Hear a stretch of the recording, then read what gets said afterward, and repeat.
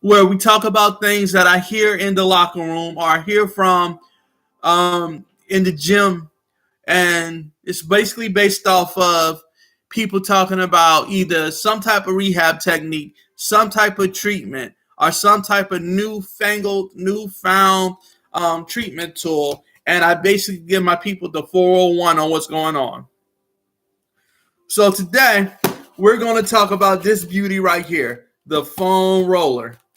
This right here, I love this foam roller right here. This foam roller has helped me out in so many jams.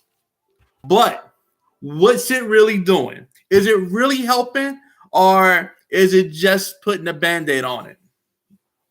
So this conversation got started because I was talking to a PT buddy of mine, and they were mentioning how the ITB band was hurting and how they were going to foam roll it. Didn't think nothing about it till I heard two gym bros in the gym the next day talking, and the guy was saying, "Hey, dude, my back is really killing me. I think I need to get it checked out." The other guy was like, "Nah, dog. What you need to do is take one of them foam rollers and roll on it for a little bit."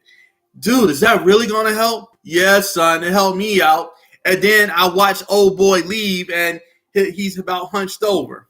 So there's a lot of false narrative out there. And so what we're going to do is take a little bit of a deep dive into it and see what the foam roller is really doing. All right. So the foam roller is part of what's called a self-myofascial release. Myo meaning muscle, fascia meaning the fascia, the sheath that covers the muscle. So myofascial release basically purports to increase blood flow, improve oxygen supply, break down adhesions, improve lymphatic circulation. All right. So going to take a little dive into that a little bit later, but myofascial release works on the principle of thixotrophy. That's THISO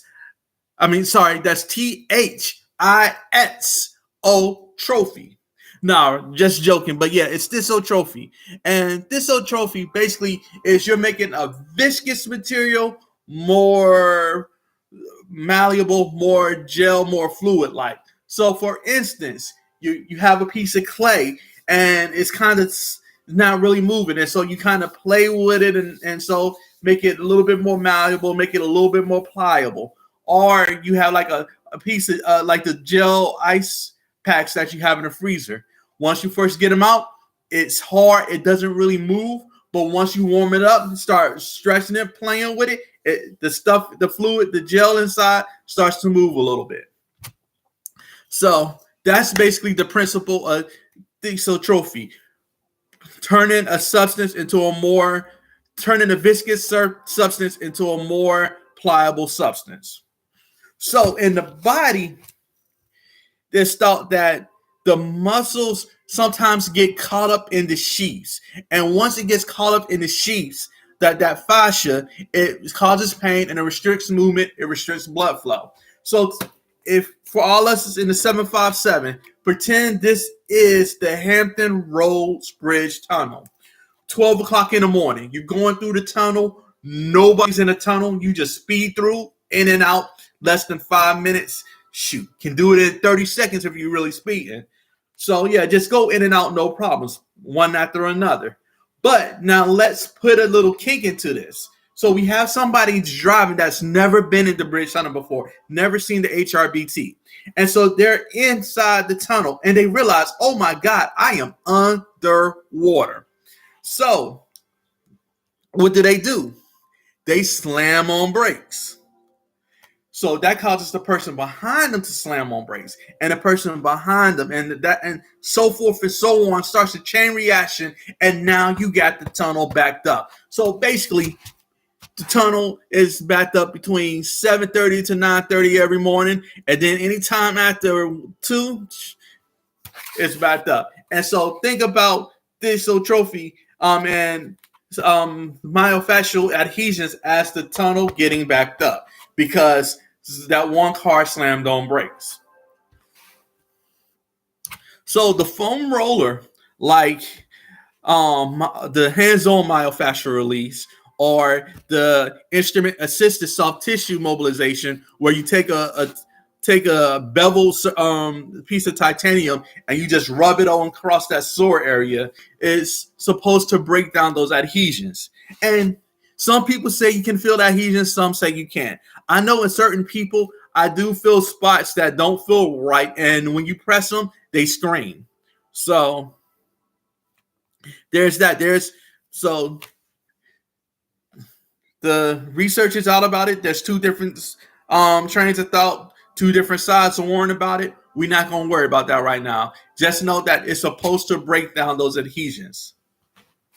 The thing is, with those adhesions, they've done in cadaver studies, they found out it takes thousands of newtons of force to break down those adhesions. Now, I like to think I'm a strong guy. I am not able to physically apply the amount of force that it takes to break down those adhesions that they found in the cadaver studies. Honestly, nobody is. You can take the mountain, he's not going to be able to do it. The Rock, he's not going to be able to do it. The Big Show, whoever, whatever strong man, Mark Henry, the world's strongest man, whoever you want to put up on him, those guys that you see pulling planes and whatnot, they are not able to apply the amount of force necessary to break down those adhesions in a human cadaver. Basically, to break down those adhesions, you need to have a steamroller roll over them. It's a roller, but it's a different type of roller. So, now, there's the other side that argues that, hey, you're doing this in cadavers. You're not testing it in normal humans. The state of the muscles, the state of the tendons is much different between them. True, very true. But the issue is, nobody in their right mind is going to sign up for that study, because that means, all right, so we're going to take the IT band, for instance. The IT band runs from the hip down to the knee. It's basically a tunnel from the gluteus maximus and the tensor fasciae lata. Muscles that rotate the hip, muscles that can help with hip abduction and flexion. So this tunnel is full of nerve endings. And you take any type of pressure, like we learned in my manual therapy residency, to rotate a wrist and apply pressure and just strip that surface. So, and just that pressure alone, if it's too much in one direction or another, or your wrist is not the right way, it causes so much pain that you want to jump up and punch the person that's doing it to you. And that's just when a person is doing it to you without anything. These studies will take a person trying to do it with some type of instrument and applying more for basically putting the weight on it. And that was one thing we were always taught. You don't put too much weight on it because it's not comfortable, because that area is just a bunch of nerves just right for the harvest. If you want to test it out, just put your fist right there on that side right now and just grind those knuckles up into it. It's not going to feel good. So nobody's going to sign up for a live study to determine how much pressure it actually takes to break down adhesions on a live individual. I mean, unless you're just a pure masochist, it's not going to happen. All right, sorry, got off into a tangent. But once again, so if the foam roller does not break down adhesions, what's it really doing? Well, it's basically creating a neurological response to the situation. You're on the foam roller, you're laying on it, you're rubbing down on that area, or you got your back against the wall, rubbing on that foam roller. What's happening is it sends a signal to the brain via those nerves that's telling the brain to calm your butt down. So basically, that area that's getting foam rolled is basically receiving a signal that says, just relax, relate, release. And so you get that feeling of So initially you get that hurt, and then you get that feel good feeling, which is all fine and dandy. Like I said, I like to foam roll. It helps out, especially if I had a bad day at the gym and I'm extra sore.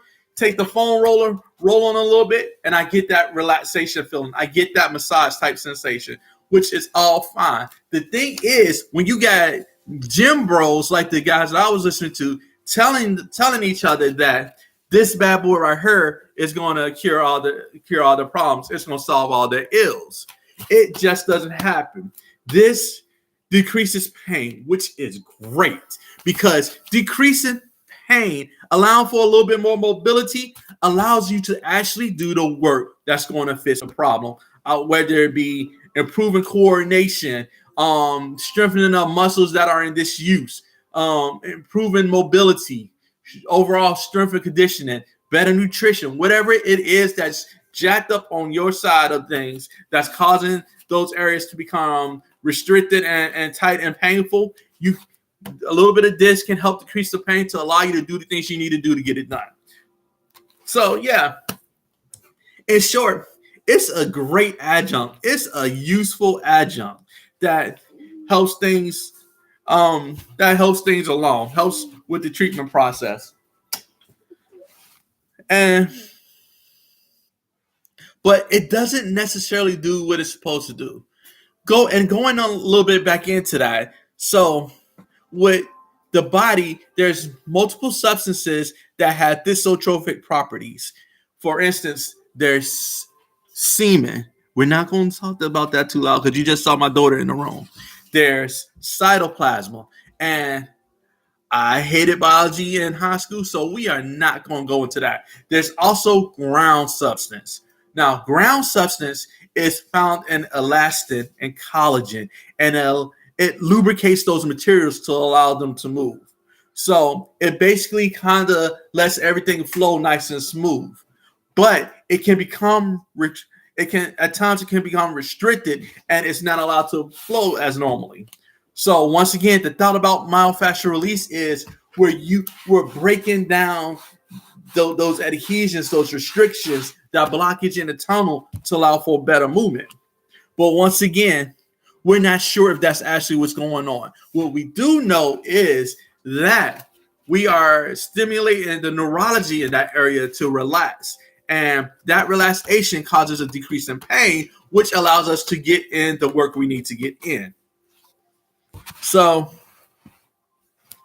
foam roller, once again, does it help with pain? Does it help improve blood flow? Yeah, because it allows the muscles to relax and move around a little bit, which is going to cause increased blood flow. And of course, it sets the stage for neurological reactions to decrease pain. But does it break down adhesions? Right now, until a better test can be done, the jury says no. Not to say that it doesn't really happen, but right now, without the technology, we had to say it's not likely. So for all you gym bros out there, all my wrestlers